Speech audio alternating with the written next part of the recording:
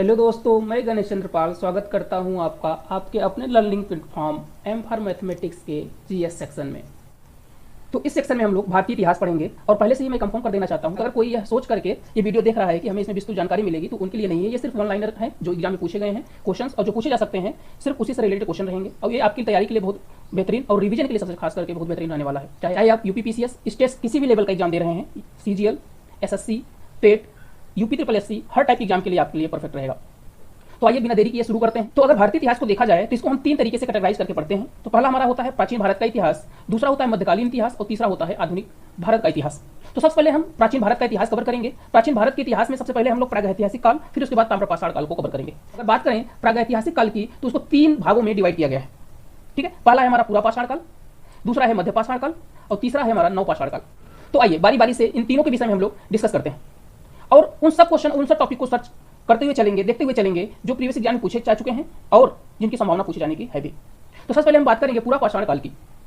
पाषाणकालीन सभ्यता की खोज की बात करें तो पाषाणकालीन सभ्यता की खोज भूवैज्ञानिक रॉबर्ट ब्रूस फुट द्वारा की गई थी, वो भी 1863 में। और जो ये मैं बात कर रहा हूँ ये भारत के रिस्पेक्ट में बात कर रहा हूँ मैं, ये है हमारे रॉबर्ट ब्रूस फुट जी। ठीक है, और तो इसमें देखिए तीन क्वेश्चन आराम से बन सकते हैं। एक तो पूछा जा सकता है आपसे पाषाणकालीन सभ्यता की खोज किसने की थी, तो यहाँ पर आप इनका नाम बता देंगे।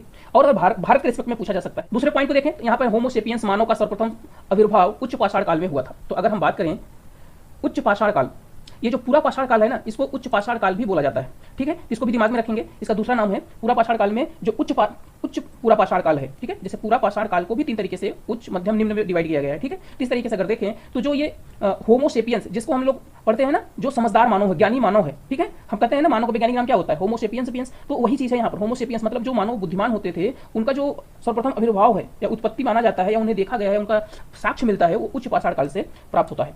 ठीक है, बात अगर तीसरी करें तो पूरा पाषाण काल के विषय में अगर बात करें तो इसमें जो सबसे हमारा जो उपकरण होता है, उपकरण होता है, वो कहां से प्राप्त हुआ था। जो पूरा पाषाण काल में जो उपकरण प्राप्त हुए थे उस समय के सबसे पहला उपकरण प्राप्त हुआ था पल्लव वर्म से प्राप्त हुआ था। ठीक है, इसे दिमाग में रखेंगे। अगर बात करें हम लोग मानव खोपड़ी की, तो मानव खोपड़ी का सबसे प्राचीन जीवाश्म जो है ना, वो मध्य प्रदेश के नर्मदा घाटी में स्थित हथनौरा से प्राप्त हुआ था। ये बहुत बार क्वेश्चन पूछा गया है कि मानव खोपड़ी का प्राचीनतम साक्ष्य कहां से प्राप्त होता है। तो चाहे सिर्फ मध्य प्रदेश दे देगा, अगर सिर्फ स्टेट पूछेगा तो मध्य प्रदेश दे देगा, यूपी दे देगा, आपको राजस्थान इस तरीके से दे देगा। नदी पूछ सकता है तो नर्मदा नदी, ठीक है, नदी में पूछ सकता है। या अब अगर मध्य प्रदेश का एग्जाम है, स्टेट लेवल का एग्जाम है, तो ये पूछेगा, जगह का नाम पूछेगा। ठीक है, तो इसमें क्वेश्चन पूछे जाने का तरीका भी अलग अलग एग्जाम में हो सकता है। तो इस चीज को दिमाग में रखिएगा। ठीक है, अगर नेक्स्ट पॉइंट की बात करें तो नेक्स्ट सर्वप्रथम उच्च पूरा पाषाण काल का मानव उपकरण बनाने के लिए हड्डियों का प्रयोग करता था। तो अब अगर यहाँ पूछा जाए कि भैया जो पूरा पाषाण काल का था, देखिए पाषाण काल था तो ठीक था, पाषाण काल का था तो पत्थर की मूर्ति औजार बनाता था, लेकिन सबसे पहले उन्होंने क्या किया था, सबसे पहले उन्होंने हड्डियों का बनाना शुरू किया था। पत्थर का बनाना थोड़ा सा बाद में शुरू किया। पूरा पाषाण मतलब स्टार्टिंग टाइम में, जब पाषाण काल शुरू हुआ था तो स्टार्टिंग टाइम में हड्डियों का औजार बनाते थे, हथियार बनाते थे, लेकिन धीरे धीरे बाद में परिवर्तन हुआ। लेकिन अगर पूछा जाएगा तो पूरा पाषाण काल में मानो किस चीज से अपना उपकरण बनाता था, तो याद रखिएगा हड्डियों से। और अक्सर आप कंफ्यूज होकर पूरा पाषाण काल देखते हैं पत्थर में लगा देते हैं, तो इसको दिमाग में रखिएगा, ये भी क्वेश्चन पूछा हुआ है। ठीक है, नेक्स्ट टॉपिक की बात करें तो नेक्स्ट पॉइंट देखते हैं। नेक्स्ट पॉइंट में क्या कहा गया हमसे, सर्वप्रथम मूर्ति बनाने का श्रेय उच्च पूरा पाषाण काल के मानव को ही जाता है। मतलब कि सबसे पहले मूर्ति बनाने का काम पूरा पाषाण काल में भी उच्च पूरा पाषाण काल मतलब उच्च पूरा पाषाण काल के मानव ने किया था।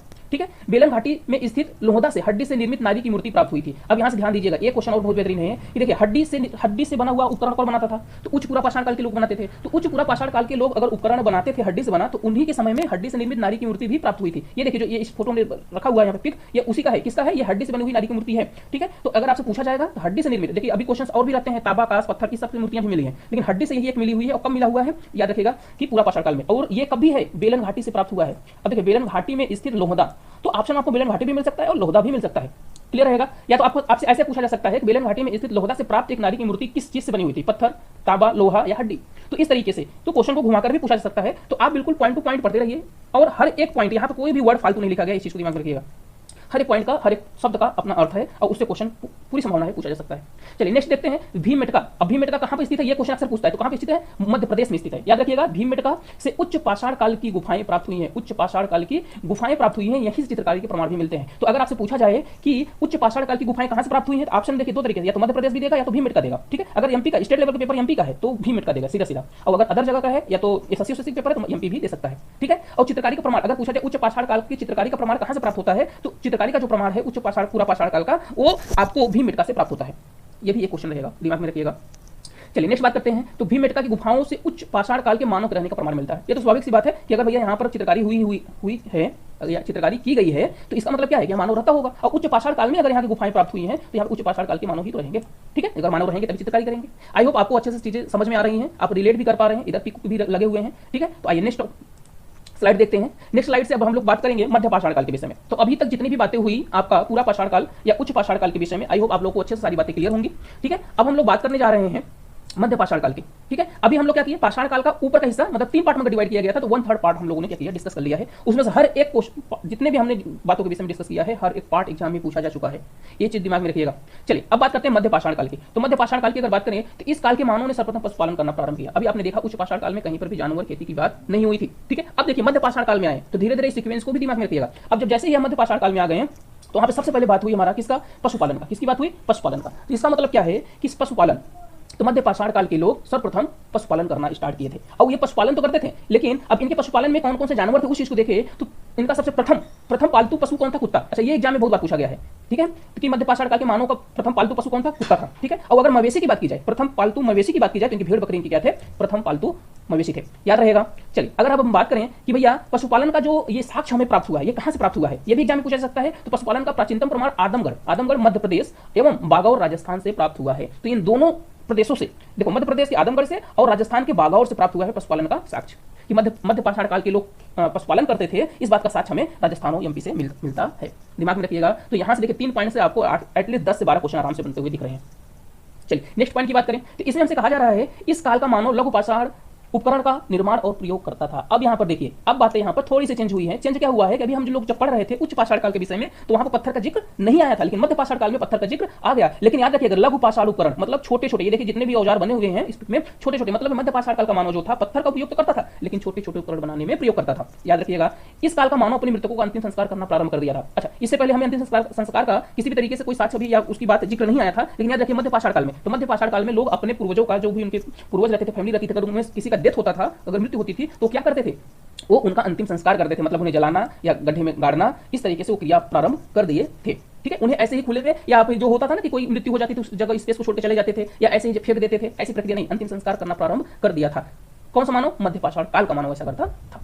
तो आई होप आपको मध्य पाषाण काल के विषय में जो भी बातें बताई गई वो पसंद भी आई और आप उसे समझ भी पा रहे हैं, और रिलेट करके आप इसे पढ़ने की कोशिश करिए, ताकि आपको एग्जाम में कुछ भी पूछा जाए तो आप वहां से अच्छे से उसे कर सकें। तो अगर आपको पसंद आ रहा है तो वीडियो को लाइक करते चलें, आपका लाइक ही हमें मोटिवेशन देता है। ठीक है, मैं और भी मेहनत से और अच्छी तरीके से इसे एक्सप्लेन करने में एनर्जी महसूस करूंगा। कोई दिक्कत। आइए नेक्स्ट देखते हैं। नेक्स्ट हमारा है नव पाषाण काल। अब हमने उच्च पाषाण काल देख लिया, मतलब पूरा पाषाण काल देख लिया, मध्य पाषाण काल देख लिया, अब देखने जा रहे हैं हम लोग नव पाषाण काल। ठीक है, नव पाषाण काल मतलब पाषाण काल का लास्ट स्टेज हम लोग आ चुके हैं। अब यहाँ पे देखिए, इस काल के मानव ने सर्वप्रथम अस्थायी बस्तियां बनाकर रहना प्रारंभ किया। मतलब कि अभी तक जितने मानव थे, जिसे पूरा पाषाण काल और मध्य पाषाण काल पढ़ा, लेकिन नव पाषाण काल का मानव यहाँ पर लिखा जा रहा है, बताया जा रहा है हमसे कि ये अस्थायी बस्तियां बनाकर रहना प्रारंभ कर दिया। अभी आप ये देख रहे हैं ना, अगर अस्थायी बस्तियां बना के रहना प्रारंभ किया है तो इसका मतलब वो खेती भी करना प्रारंभ कर दे। रिलेट करने की कोशिश करिए। अगर अस्थायी, क्योंकि आप ये सोचिए ना, अगर अस्थायी बस्तियां नहीं बनाएंगे तो क्या घूमते घूमते खेती करेंगे। खेती तो भाई 4 महीने या 6 महीने 8 महीने की होती है, तो इसके लिए अस्थायी बस्तियां बनाना जरूरी है। और इसमें अब याद रखिएगा कि जो अस्थायी बस्तियां बनाई है, ये देखिए कुछ इस तरीके से हमने एक पिक लगाया हुआ है।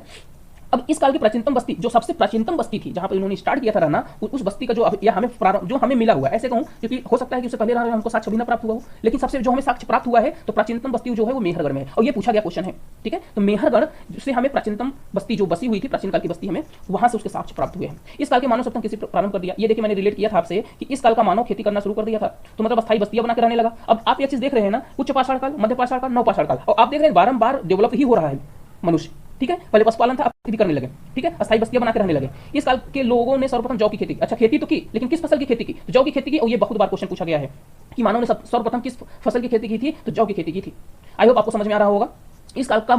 इस काल का प्राचीनतम कृषि प्रमाण मेहरगढ़ से प्राप्त होता है। अच्छा, ये देखिए, तो मेहरगढ़ से कृषि का भी साक्ष्य प्राप्त होता है। इस चीज को भी दिमाग रखिएगा कि प्राचीन बस्ती, सबसे प्राचीन बस्ती कहां थी, मेहरगढ़ में। अगर भाई अस्थायी बस्ती बनाकर मेहरगढ़ में रुके तो खेती भी तो मेहरगढ़ में ही करेंगे, और सर्वप्रथम खेती अगर मेहरगढ़ में करेंगे तो उसके साक्ष्य भी कहां से प्राप्त होंगे, मेहरगढ़ से प्राप्त होंगे। तो याद रखिएगा, अगर बस्ती की प्राचीनतम बस्ती पूछे, प्राचीनतम शास्त्र कहां से मिलता है, तो मेहरगढ़। और कृषि का भी प्रमाण कहां से मिलता है, प्राचीनतम कृषि का प्रमाण कहां से मिलता है, तो मेहरगढ़ से ही मिलता है। आई होप आपको अच्छे से समझ में आ रहा होगा, आप रिलेट कर पा रहे होंगे। ये सब के सब जितने भी पॉइंट्स हैं एग्जाम में क्वेश्चन पूछे जा चुके हैं। आप चाहे प्रीवियस ईयर क्वेश्चन उठा के देख भी लीजिएगा, सारे के सारे क्वेश्चन पूछे गए हैं। आई होप आपको समझ में आ रही होंगी चीजें। नेक्स्ट अगर पॉइंट की बात करें, इस काल के मानव ने सर्वप्रथम मृदभांडों का निर्माण प्रारंभ कर दिया। सबसे पहली बात तो यहाँ से क्लियर करिए, मृदभांड क्या होते हैं। मृदभांड का मतलब होता है मिट्टी के बने बर्तन। ठीक है, अब इस काल के मानव ने मृदभांड मतलब मिट्टी के बर्तन भी बनाने लगा। ठीक है। मृत भांडों का प्राचीनतम प्रमाण चोपानी मांडो मतलब उत्तर प्रदेश। ये देखिए स्टेट लेवल का आपका यूपीपीसीएस है ना, तो जितने भी यहाँ पर हम अभी जितने भी बातें करेंगे और जहां जहां पर भी उत्तर प्रदेश का जिक्र आता है वो आपके लिए बहुत ज्यादा इंपॉर्टेंट होने वाला है, ठीक है। उस चीज को बिल्कुल दिमाग में रखिएगा। तो इसे आप और अच्छे से नोट डाउन कर लीजिए, बल्कि कॉपी पर लिख लीजिए, क्योंकि अभी सामने स्टेट लेवल में मतलब यूपीपीसीएस का ही पेपर है, तो वहां पर भी पूछा जा सकता है। तो मृत भांड मतलब मिट्टी के बने बर्तनों का साक्ष्य कहां से प्राप्त होता है? उत्तर प्रदेश से। अब देखिए यूपी का पेपर है तो आपसे उत्तर प्रदेश से कम नाम देकर के आपको ये चोपानी मांडो जो ये स्पेस का नाम है ना, ये प्लेस का नाम पूछ सकता है आपसे, स्थान का नाम। या तो ऐसे भी पूछ सकता है कि मृत भांडों का प्राचीनतम प्रमाण चौपानी मांडो से प्राप्त हुआ है। चौपानी मांडो किस प्रदेश में स्थित है? तो यहां से भी आपको उत्तर प्रदेश समझ में आ रहा है। आई थिंक आपको ये क्वेश्चन को जो ओरिजिनेट करने का तरीका है आपको समझ में आ रहा है, वो किसी भी तरीके से पूछ सकता है। या तो आपको मिलान करने के लिए दे दे, बहुत सारे नाम दे दे यहाँ से, ठीक है, जो साक्ष्य से मेहरगढ़ दे दिया और राजस्थान में जितने भी स्पेसेस थे दे दिए, और यहाँ से आपको मिलान करने के लिए आ गया चौपानी मांडो कहाँ पर है। तो अगर आपको एक कोई पता है तो आप आराम से कर लेंगे, तो दिमाग में रखिएगा। नेक्स्ट अगर पॉइंट की बात करें तो इस काल के मानव का, अच्छा ये देखिए मिट्टी के बर्तन के पिक है, इस काल के मानव का विशिष्ट उपकरण पॉलिश वाला कुल्हाड़ी था। ये जो कुल्हाड़ी देख रहे हैं ये है, ठीक है। तो इसको दिमाग में रखिएगा, ये भी क्वेश्चन पूछा गया है। इस जो नवपाषाण काल के मानव थे, इन मानव का जो विशिष्ट उपकरण था वो पॉलिश वाली कुल्हाड़ी थी। कौन क्या थी? पॉलिश वाली कुल्हाड़ी। कुल्हाड़ी सिर्फ आंसर मत करिएगा, पॉलिश वाली कुल्हाड़ी हमारा आंसर होगा। आई होप आपको समझ में आ रहा होगा। वीडियो को लाइक करते चलें, और अगर आप इस चैनल पर नए हैं तो चैनल को सब्सक्राइब कर लीजिए। बुर्जा होम संस्कृति के लोग गड्ढे वाले मकानों में रहते थे। अब यहाँ से देखिए जो बुर्जा होम की बात हो रही है, तो बुर्जा होम संस्कृति, ठीक है, इसके लोग क्या करते थे? गड्ढा खोदते थे, गड्ढा खोद के ऊपर से मतलब पत्ता और कुछ भी डाल देते थे, ठीक है, घास फूस, और उसके नीचे जो गड्ढे में घर रहता था उसमें उसके अंदर रहते थे। तो अगर गड्ढे वाले मकानों में रहने के लिए पूछा जाए तो किस संस्कृति के लोग रहते थे? बुर्जा होम संस्कृति के लोग रहते थे। सैधव संस्कृति, बुर्जा होम संस्कृति, बहुत सारी संस्कृति है, तो उसमें से बुर्जा होम संस्कृति के लोग इसमें रहते थे, ठीक है। बुर्जा होम संस्कृति में मानव का कुत्तों के साथ दफनाए जाने का प्रमाण कश्मीर से प्राप्त होता है। ये क्वेश्चन बहुत इंपॉर्टेंट है और बहुत बार पूछा गया है। यहाँ देखिए पूछा जा रहा है, यहाँ से देखिए क्वेश्चन किस टाइप बन सकते हैं कि भैया किस संस्कृति के लोग मानव और कुत्तों को एक साथ दफनाते थे? तो बुर्जा होम संस्कृति, ठीक है। अब मानव और कुत्तों को एक साथ दफनाए जाने का प्रमाण कहां से मिलता है? कश्मीर से मिलता है। आई थिंक आप समझ पा रहे हैं। इस पॉइंट को पढ़ लीजिए, अच्छे से पढ़ लीजिए। हर एक पॉइंट से यहाँ से 3 से 4 जो क्वेश्चन किसी भी तरीके से बनेंगे आप अच्छे से कर पाएंगे।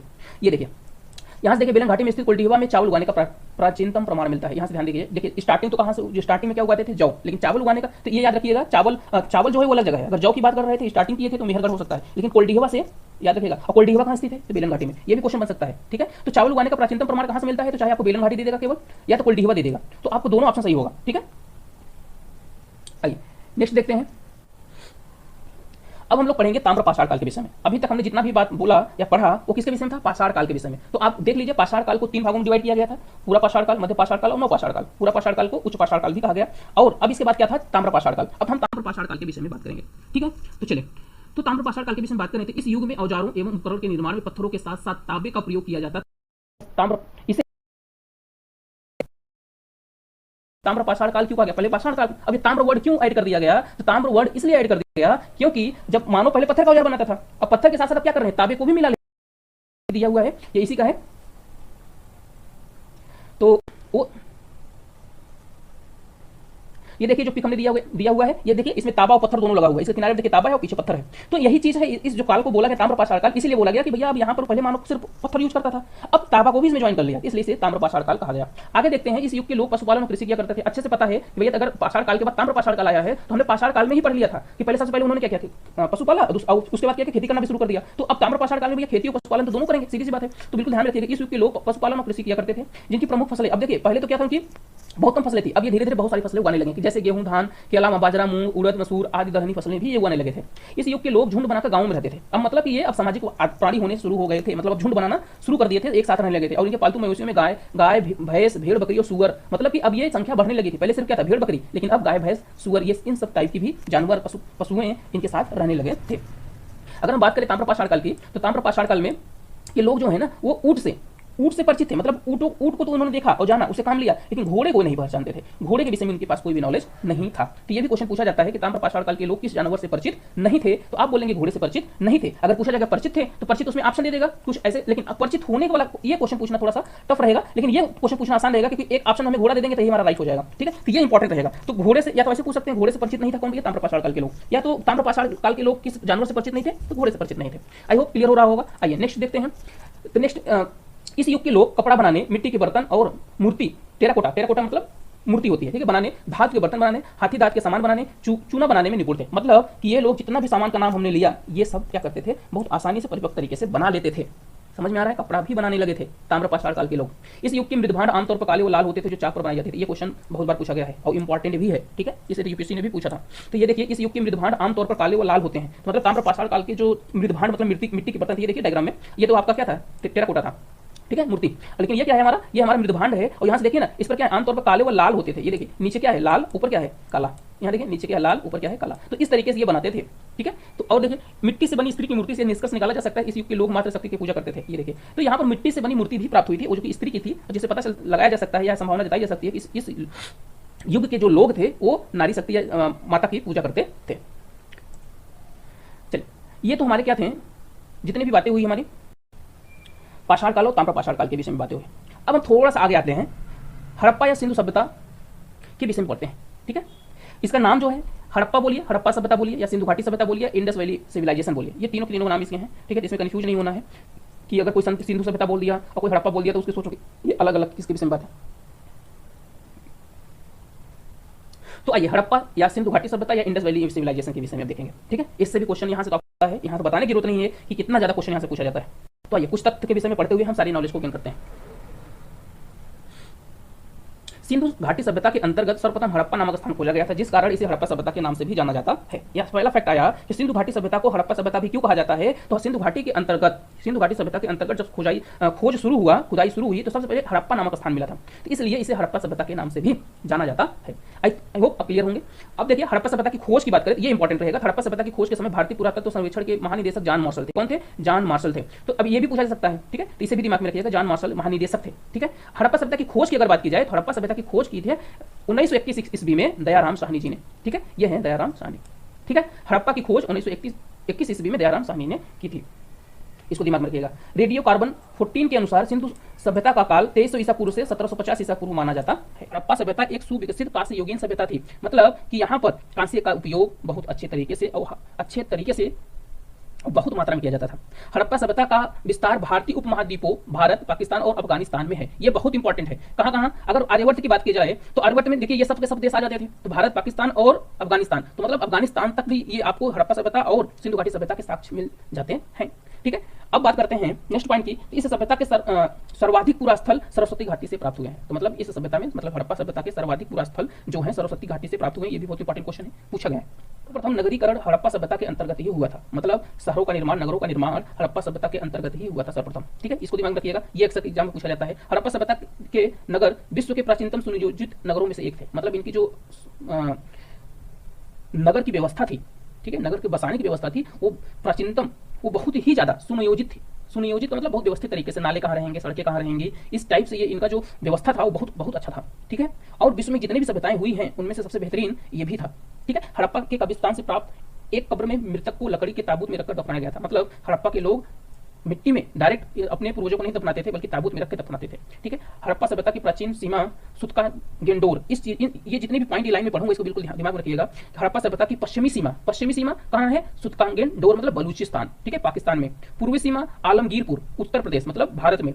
उत्तरी सीमा मांडा, जम्मू कश्मीर, भारत में। और दक्षिणी सीमा दायमाबाद, महाराष्ट्र में। ये अगर आप दिमाग में रखिए कि हड़प्पा सभ्यता कहाँ से कहाँ तक फैला हुआ था, हड़प्पा सभ्यता की बात की जाए तो ये इसके चारों दिशाओं की बात की गई है। ठीक है, पश्चिम में कहा बलूचिस्तान, उत्तर पूर्व में कहा उत्तर प्रदेश तक, पश्चिम की बात हो चुकी है, उत्तर में कहा जम्मू कश्मीर तक, और दक्षिण में महाराष्ट्र तक फैली हुई थी। ठीक है, सर्वाधिक चौड़ी सड़कें मोहनजोदाड़ो से ही प्राप्त हुई, तो मोहनजोदाड़ो में सर्वाधिक चौड़े सड़कें प्राप्त हुई हैं।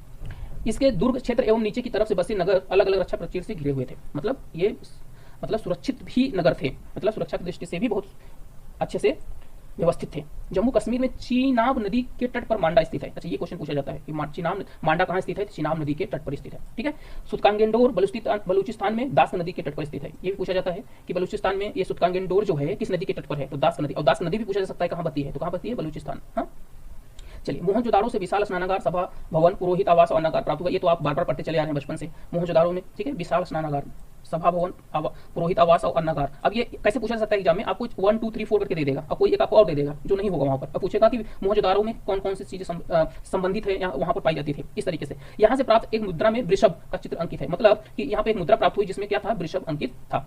ठीक है, हड़प्पा से मजदूरों को रहने के लिए बैरके 18 वृत्ताकार चबूतरे प्राप्त हुए हैं। ठीक है, चबूतरा समझते हैं ना, कोई पेड़ होता है उसके चारों तरफ जो ऐसे गोला का बनाया जाता है, ठीक है, बैठने के लिए, कोई चबूतरा कहलाता है। मोहनजोदाड़ो में कांसे से निर्मित नृत्यांगना की मूर्ति, ठीक है, पत्थर से निर्मित योगी की मूर्ति एवं कपड़े का साक्ष्य प्राप्त हुआ है। ये देखिए, तो नृत्य करती हुई मूर्ति प्राप्त हुई थी। ठीक है, कहां से? मोहनजोदाड़ो से। ठीक है, नेक्स्ट देखते हैं। मूर्ति पूजा का उल्लेख सर्वप्रथम उल्लेख हड़प्पा सभ्यता से मिलता है। मतलब हड़प्पा के लोग, सिंधु घाटी सभ्यता के लोग मूर्ति पूजा करते थे। इसको दिमाग में रखिएगा, बहुत बार पूछा गया क्वेश्चन है कि मूर्ति पूजा का सर्वप्रथम उल्लेख कहां से मिलता है, तो हड़प्पा सभ्यता से मिलता है। ठीक है। लोथल, कालीबंगा और बनावली से अग्नि वेदिका मिली है जिसमें पालतू पशुओं की हड्डियां प्राप्त हुई है। इससे स्पष्ट है कि यह यज्ञ एवं पशु बलि से परिचित थे। मतलब कि लोथल, कालीबंगा, बनावली से हमें क्या मिली, अग्नि वेदिका, मतलब यज्ञ, जो यज्ञ करते हैं ना, तो वहां पर जो हवन कुंड होता है उस टाइप की चीजें मिली हुई हैं और उसके अंदर पशुओं की हड्डियां भी मिली है। इससे पता चलता है कि वो यज्ञ भी करते थे और पशुओं की बलि भी देते थे। दिमाग में रहेगा। अब बात करते हैं प्रतीक पूजा, अग्नि पूजा, योग, भूत प्रेत, जादू टोना, जल पूजा, वृक्ष पूजा, ये लोग परिचित थे। मतलब कि जो सिंधु सभ्यता के लोग थे वो अग्नि पूजा भी करते थे, वृक्ष पूजा करते थे, मतलब पेड़ों की पूजा करते थे, पानी को देवता मानते थे, भूत प्रेत को भी मानते थे और जादू टोना भी करते थे, योग भी करते थे और मूर्ति पूजा भी करते थे। इन सब चीजों से ये लोग परिचित थे। सिंधु घाटी सभ्यता के लोग पुनर्जन्म में विश्वास भी रखते थे। ये देखिए, पुनर्जन्म में, अगर भूत प्रेत मानते हैं तो पुनर्जन्म में विश्वास भी रखेंगे। सिंधु घाटी सभ्यता से 16 के गुणांक में बांट प्राप्त हुए। मतलब बांट, बटखरा जिसे आप बोलते हैं, वो 16 के गुणांक में प्राप्त हुए। मतलब 16 ग्राम, 16 केजी, इस तरीके से 16 ग्राम 32, 32 64, इस तरीके से उसका गुणांक था। ठीक है। नेक्स्ट टॉपिक की बात करें, नेक्स्ट पॉइंट देखें तो नेक्स्ट पॉइंट हमारा सिंधु सभ्यता के विशिष्ट मृद भांड लाल रंग के लेप वाले थे जिन पर काले रंग के चित्रण किए गए थे। ये बात तो हम लोग देख चुके हैं, एक बार फिर से देख लेते हैं। तो मतलब सिंधु सभ्यता के विशिष्ट मृद भांड, जो मतलब खास जो मिट्टी के बर्तन थे उन पर किसका लेप रहता था, लाल रंग का लेप रहता था। ठीक है, लाल रंग का लेप रहता था और काले रंग का चित्रण किया गया होता था। सिंधु सभ्यता में सर्वप्रथम मुद्राएं सेल खड़ी पत्थर से बनी हुई प्राप्त हुई। अब याद रखिएगा, ये बहुत इंपॉर्टेंट है, ये बहुत इंपॉर्टेंट रहने वाला है कि सिंधु घाटी सभ्यता से जो आपको मुद्राएं प्राप्त हुई हैं किस चीज की बनी हुई थी, तो सेल खड़ी पत्थर से बनी हुई थी। ठीक है। सर्वाधिक लोकप्रिय मुद्राएं वे थी जिनका संरचना वर्गाकार था। मतलब जो वर्गाकार शेप में रहते थे वो सबसे ज्यादा पसंद की जाती थी। ठीक है, लोकप्रिय थी। तो ये देखिए कुछ इस तरीके से मुद्राएं होती थी। सिंधु सभ्यता के समकालीन सभ्यताओं में मेसोपोटामिया, मिस्र एवं क्रीट की सभ्यता थी। ये बहुत इंपॉर्टेंट है। मतलब सिंधु घाटी सभ्यता जब भारत में चल रहा था, दुनिया में कहीं ना कहीं मेसोपोटामिया, मिस्र एवं क्रीट की सभ्यता, मेसोपोटामिया, मिस्र एवं क्रीट की सभ्यताएं पनप रही थी या चल रही थी उसके पैरेलल। ठीक है, ये भी इंपॉर्टेंट रहेगा। मेसोपोटामिया के अभिलेखों में दिलमुन, मगन, भेलुहा का उल्लेख मिलता है। इसे थोड़ा देख लीजिएगा, ये जो नाम है, ठीक है, इसमें थोड़ा सा बहुत इधर उधर हो सकता है, मैंने सर्च किया तो हमें यही मिला, लेकिन ये पूछा गया क्वेश्चन है। मेसोपोटामिया में ये जो अभिलेख है ना, ये अभिलेख दिलमुख, मगन और भेलुला, ये इन तीनों का क्या मिलता है, अब इन तीनों अभिलेखों का उल्लेख मिलता है कहाँ, मेसोपोटामिया में। तो अब अगर इनका नाम दे दे और नाम देकर के पूछ दे कि भैया ये जो अभिलेख है इनका उल्लेख कहाँ से मिलता है, तो सिंधु घाटी सभ्यता से, मेसोपोटामिया से, क्रीट से या तीनों से, इस तरीके के क्वेश्चन बन सकते हैं ना। तो दिमाग में रखिएगा, सिर्फ ये मेसोपोटामिया से इनका उल्लेख मिलता है। ठीक है, चलिए नेक्स्ट पॉइंट देखते हैं। हड़प्पा जो है, हड़प्पा पाकिस्तान के पंजाब प्रांत में रावी नदी के तट पर, अगर पाकिस्तान में बात की जाए कि हड़प्पा सभ्यता कहां पर पनपी थी, तो वो पाकिस्तान में रावी, मतलब पंजाब में, कहां, पंजाब प्रांत में रावी नदी के तट पर।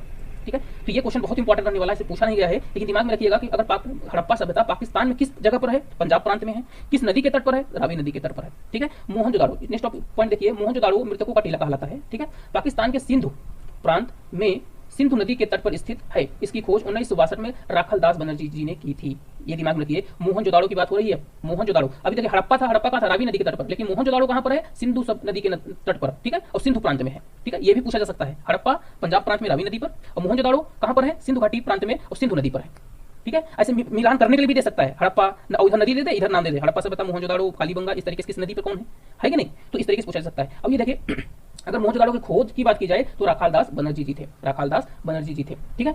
अब अगर बात करें, हड़प्पा से गधों की हड्डियां प्राप्त हुई हैं। तो ये जो हड़प्पा सभ्यता था, यहाँ से गधों की हड्डियां प्राप्त हुई थी, मतलब कि यहाँ पर गधों का उपयोग किया जाता था।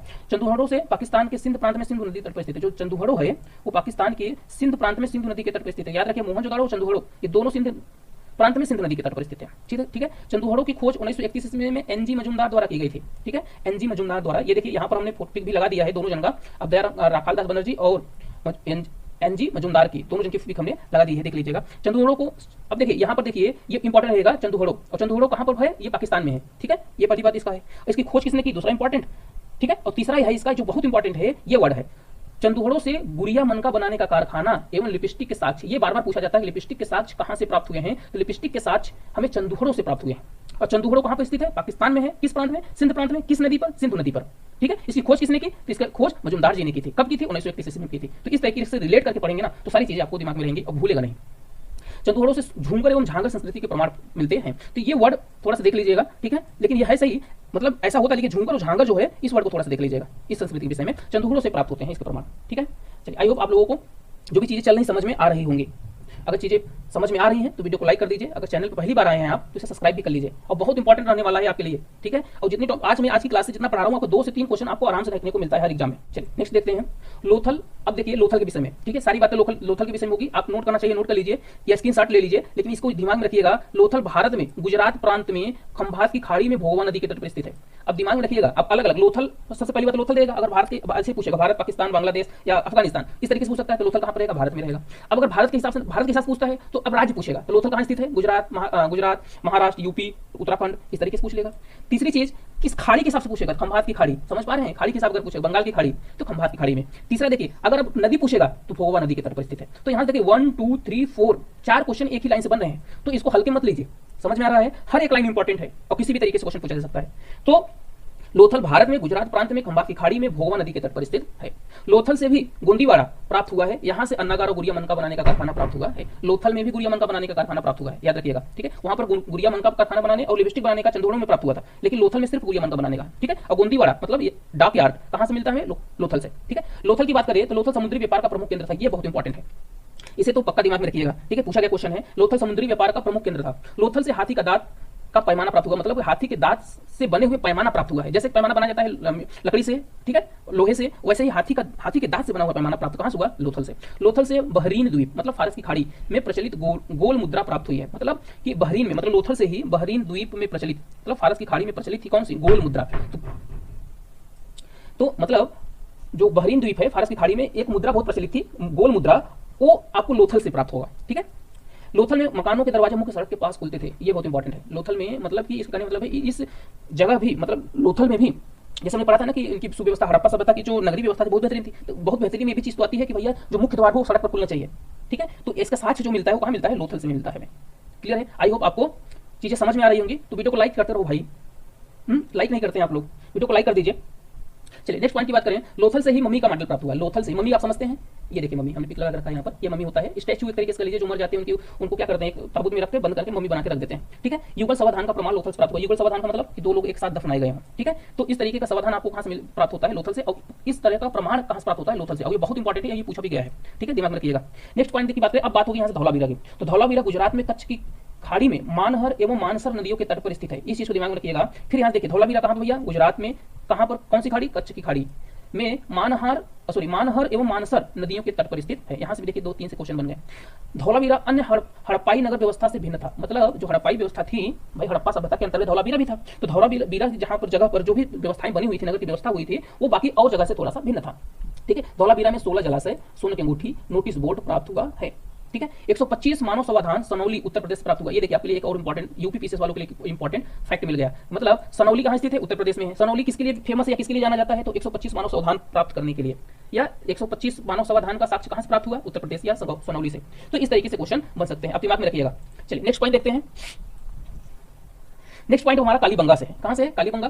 तो जो ये बातें मैं सब साथ में रखा हुआ हूं, आप रिलेट करके पढ़िएगा, सारी चीजें एक साथ देख लेंगे। यहाँ पर मतलब कालीबंगा, लोथल था तो लोथल, ठीक है। तो इससे क्या होगा, चीजें एक साथ आपके दिमाग में रहेंगी और पढ़ने में आसानी होगा। आप चाहे इसकी स्क्रीनशॉट भी ले सकते हैं, क्योंकि कालीबंगा राजस्थान में घग्गर नदी के तट पर स्थित है, ठीक है। कालीबंगा कहां है भैया, राजस्थान के घग्गर नदी के तट पर, ठीक है। तो सबसे पहली बात, कालीबंगा कहां है, राजस्थान में है, किस नदी के तट पर है, घग्गर नदी के तट पर है। कालीबंगा से मृत पट्टिका का एक सींग युक्त देवता की आकृति का साक्ष्य मिला है। क्या बोला गया हमें, मृत पट्टिका मतलब मिट्टी के बने हुए एक सींग युक्त देवता का साक्ष्य प्राप्त हुआ है। कालीबंगा से ऊंट की अस्थियां प्राप्त हुई हैं, ठीक है।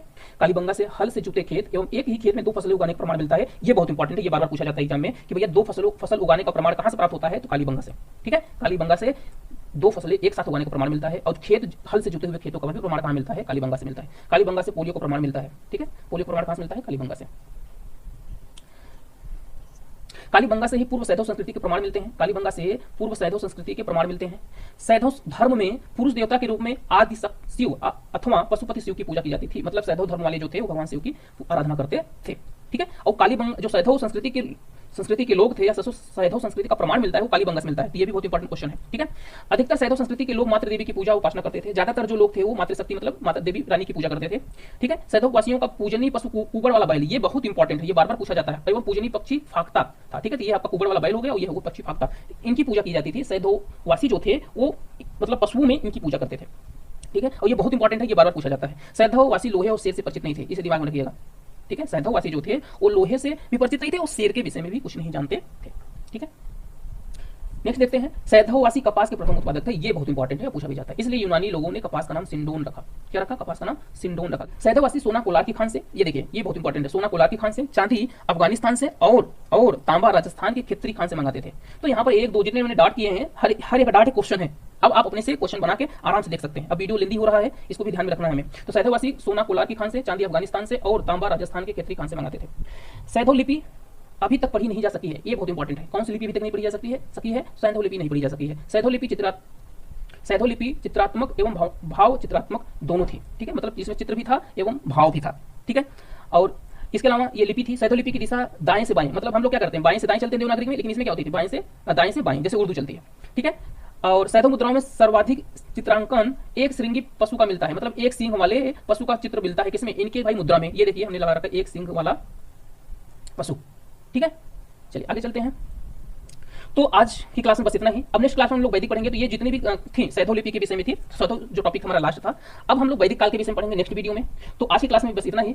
आई होप आप लोगों को सेशन पसंद आया होगा। पसंद आया तो अपने दोस्तों के साथ शेयर भी करिए, चैनल को सब्सक्राइब कर लीजिए। ऐसे ही बहुत सारे वीडियो आने वाले हैं। अभी आपके पास 10-12 दिन टाइम है। ठीक है, आज से लेकर के तो एक घंटे का वीडियो अगर रह जाता है, उससे कम ही कोशिश करूंगा रहे, या तो टाइम भी बाउंडेशन नहीं रहेगा, मैं टॉपिक वाइज बनाता रहूंगा, जितने भी टॉपिक कवर हो जाए। और ऐसे ही क्वेश्चन रखूंगा, ऐसे ही टॉपिक रखूंगा जो एग्जाम में पूछे गए हैं या एग्जाम में इंपॉर्टेंट रहने वाले हैं।